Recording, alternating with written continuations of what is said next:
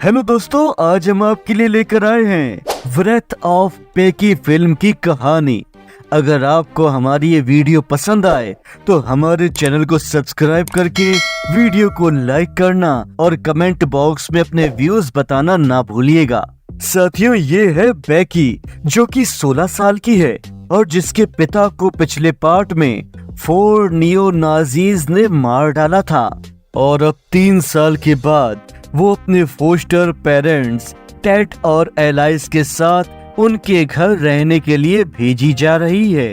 वो अपने पेरेंट्स से मिलने पर बहुत ही इम्प्रेस्ड और खुश नजर आ रही है। साथ ही उसके पेरेंट्स की उसके लिए प्यार और केयर भरी बातें सुनकर वो उनसे बहुत ही प्यार से बातें कर रही है, जिस वजह से उसके पेरेंट्स भी बहुत ही खुश हैं। उसकी मॉम उसे गुड नाइट विश कर रही है, पर दरवाजा बंद होते ही बेकी ऐसे बिहेव कर रही है जैसे अब तक जो भी चल रहा है वो सब एक सीधी सादी लड़की बनने के लिए उसका किया गया एक नाटक है। उसका सामना नाजिस से हुआ है, इसीलिए वो एक दिन उनकी वजह से उनसे फिर से मिलने और उनकी जान लेने के काबिल होने की उम्मीद में अपनी सर्वाइवल ट्रेनिंग कंटिन्यू कर रही है। वो एक दिन एलेना से मिलती है जो कि उसे बहुत ही अच्छी लगी,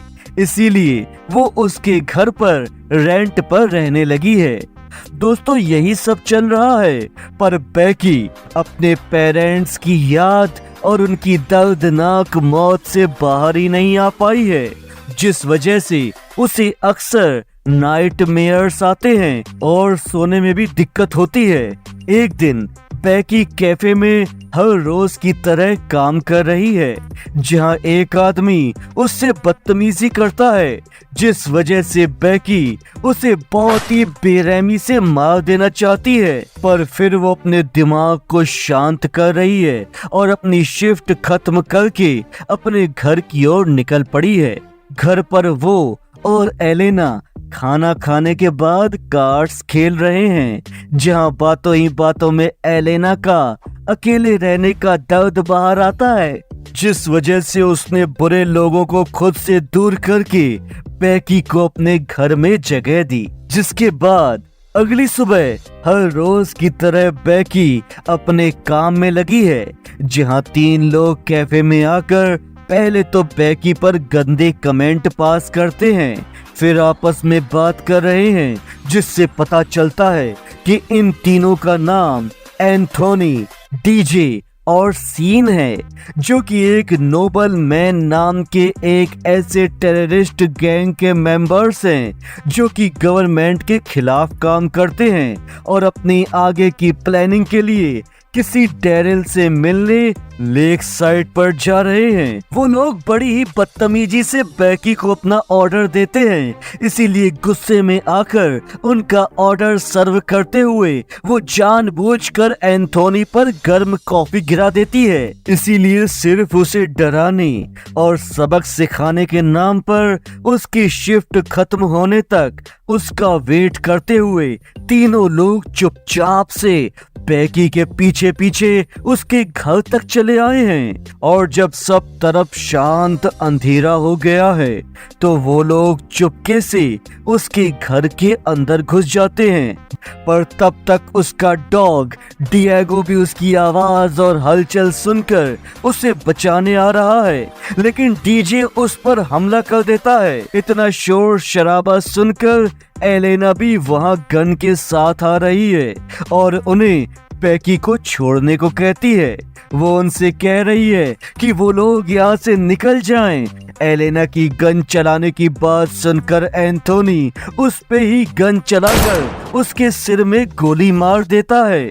उसकी मौत से सख्ते में आ गई बेकी को दीवार में टक्कर मार के वो बेहोश कर देता है और डिएगो को अपने साथ लेकर जा रहा है। साथियों, आगे देखते हैं कि अगली सुबह बेकी के होश में आने के बाद बचपन की सारी यादें बात करते करते वो अपने सामने एलेना की लाश देखकर बहुत ही दुखी है और गुस्से से तिलमिलाई हुई है।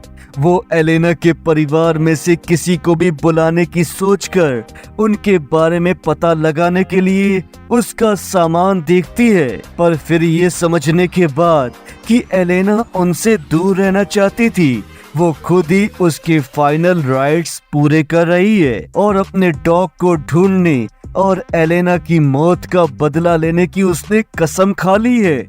वहीं दूसरी ओर एंथोनी, डीजे और सीन डेरिल के पास पहुंच जाते हैं, जहां एंथोनी कल रात हुए हादसे को भूल जाने की बात कर रहा है, पर सीन उसकी इस हरकत के लिए उससे खुश नहीं है और उसे इस बात के लिए बिल्कुल भी सपोर्ट नहीं कर रहा है। जहां पर वो लोग टाउन हॉल में होने वाले प्रोटेस्ट के बारे में बात कर रहे हैं, जिससे नाखुश सीन बहुत ही अनकंफर्टेबल है, जिसका असर ये है कि वो रेस्ट रूम में वॉमिट कर देता है। इधर बेकी उसके केबिन में घुस रही है, जिसे ये सबूत मिल रहा है कि दरअसल ये लोग नोबल मैन टेररिस्ट ऑर्गेनाइजेशन के लोग हैं, जो कि अगले दिन टाउन हॉल में प्रोटेस्ट के नाम पर सीनेटर हर्नांडेज के खिलाफ एक आर्म्स अटैक प्लान कर रहे हैं। उन्होंने उनका मर्डर एग्जीक्यूट करने की हर प्लानिंग कर रखी है। सीन को घबराया हुआ देखकर उससे बातें करके उसका कॉन्फिडेंस बढ़ाने की कोशिश कर रहा है, जिसमें डेरिल उससे कहता है कि उसके जैसे कई लोग इस आर्मी में हैं, जो कि इस टेररिस्ट ऑर्गेनाइजेशन से जुड़े हुए उनके लिए काम करते हैं। ये एक बहुत ही बड़ा सिंडिकेट है।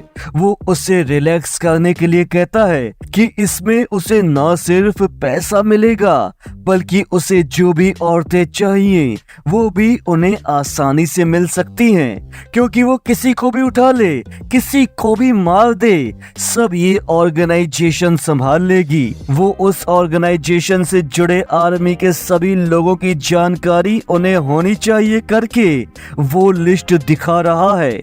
वहां से निकलकर वो उनके गैरेज में आ गई है, जहां बहुत से एडवांस टूल्स और हथियार रखे हैं। इधर डेरिल वापस सबके साथ टेबल पर बैठा हाथों में ड्रिंक लिए हुए है, और जब उसे डोर बेल सुनाई देती है तो वो उठकर चेक करने जा रहा है, जहां उसे एक फोन मिलता है जिस पे कॉल करके बेकी सारे मर्दों को ताना मार रही है और कह रही है कि उन्होंने जो भी किया उसके लिए वो उन्हें नहीं छोड़ने वाली। उसने उन्हें ढूंढ निकाला है और वो उनसे अपना बदला लेके रहेगी।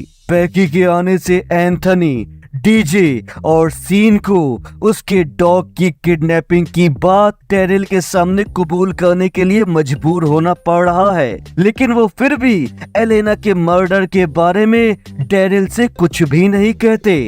डेरिल एंथोनी को बेकी को पकड़ने के लिए उसके पीछे भेज रहा है, जहां बेकी एंथोनी को जंगल में अपने बनाए एक गड्ढे की तरफ ले जा रही है और फिर एंथोनी को जाल में फंसाकर उसे अपने डॉग और एलेना की जान लेने के लिए उस पर गन तान रही है। वो ऐसा कहता है, लेकिन वो फिर से उनका डोर बेल बजा रही है और उसने एंथोनी को उनके डोर पर ऐसे बांधा हुआ है जिससे डेरिल द्वारा सामने का दरवाजा दोबारा खोलने पर उसका सिर एक भयंकर धमाके के साथ उड़ गया है। ये सब देखकर गुस्से में तिलमिलाया डेरिल बेकी के बारे में सच्चाई जानने के लिए उन पर बंदूक तान देता है, जहां उसे डीजे और सीन एलेना की मर्डर की बात बता रहे हैं। ये सब कुछ देखकर डरा हुआ सीन ये महसूस करते हुए कि कल को लाखों की भीड़ में होने वाली प्रोटेस्ट रैली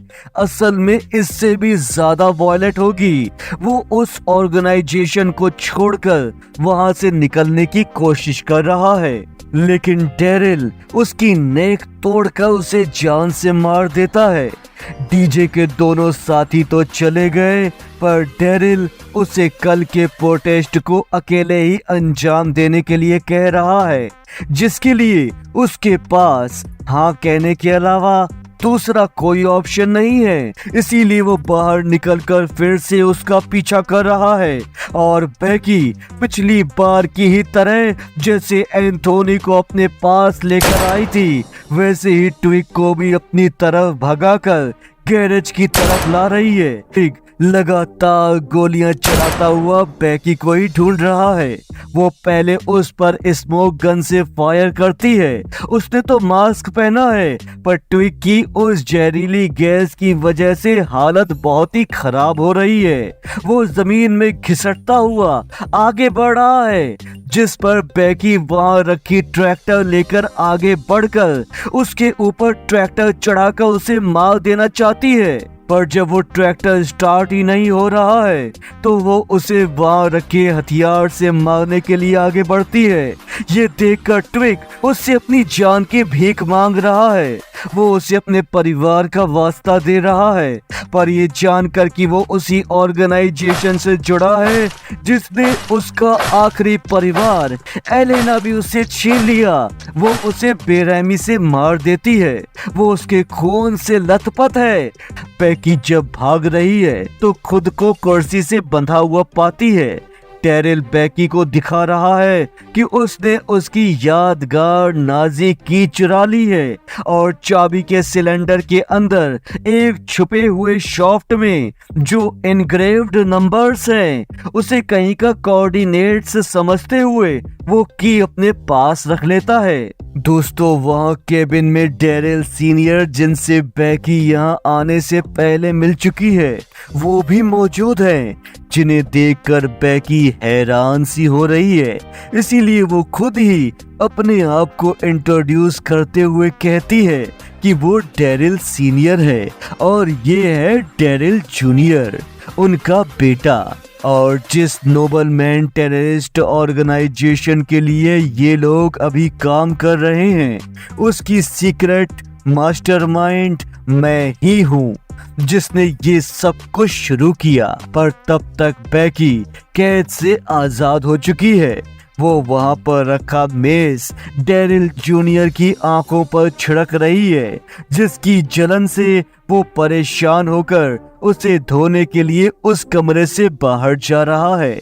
और इसी बीच डेरिल सीनियर डिएगो को गोली मारने के लिए आगे बढ़ रही है, लेकिन ऐसा हो सके उससे पहले ही बेकी उसके माथे में चाकू मार देती है और वो फिर से बाहर जंगल की तरफ भाग रही है। बाहर जंगल में गन के साथ बेकी का पीछा कर रहा है। बेकी फिर से अपनी ट्रिक आजमाते हुए उसे वहां तक भगा कर ले आई है जहां आसपास जानवरों के लिए जाल लगे हैं। जानवरों के जाल ने उसके पैरों को जकड़ लिया है जिसके अचानक झटके और दर्द से वो फंसकर नीचे गिर रहा है और उसमें फंसकर गिरते ही अगले जाल ने उसके गले को जकड़ लिया है जिससे उसकी वहीं पर मौत हो जाती है। जहां उसे पता चलता है कि डेरिल सीनियर तो बच गई है जो अब भी उसकी जान लेने की भरपूर कोशिश कर रही है, जिसमें डेरिल सीनियर बेकी के ऊपर गोली तो चला रही है लेकिन उसके सिर में लगे चाकू के कारण वो ठीक से निशाना नहीं लगा पाती। ये देखकर बेकी डिएगो को डेरिल सीनियर को मौत के घाट उतारने के लिए कह रही है। दोस्तों इसके 24 घंटे के बाद की कहानी देखते हैं कि CIA agent Kent Montana CIA के ऑफिस में बेकी का इंटरव्यू ले रही है जो बेकी के इतने कम उम्र के होने के बावजूद अकेले ही एक नोबल मैन सेल को खत्म करने और ड्राइव में उनकी सारी इंफॉर्मेशन उन तक पहुंचाने की बात से बहुत ही इम्प्रेस्ड है। एजेंट मोंटाना बेकी को CIA ज्वाइन करने का ऑफर दे रही है जिसके लिए बेकी भी तैयार हो गई है, जिसके बाद डीजे को दिखाया जा रहा है जो कि अपना ट्रक खराब होने के बाद उसे ठीक करके वहां से निकलने की कोशिश कर रहा है। पर उसके ठीक पीछे ब्लैक सूट पहने बैकी एक ऑफिशियल लॉ इन्फॉर्मेंस व्हीकल में वहां रॉकेट लॉन्चर के साथ दिखाई देती है जो कि डीजे और इसके ट्रक को रॉकेट लॉन्चर से उड़ा रही है। साथियों, इसी के साथ ये फिल्म यहीं पर खत्म हो जाती है।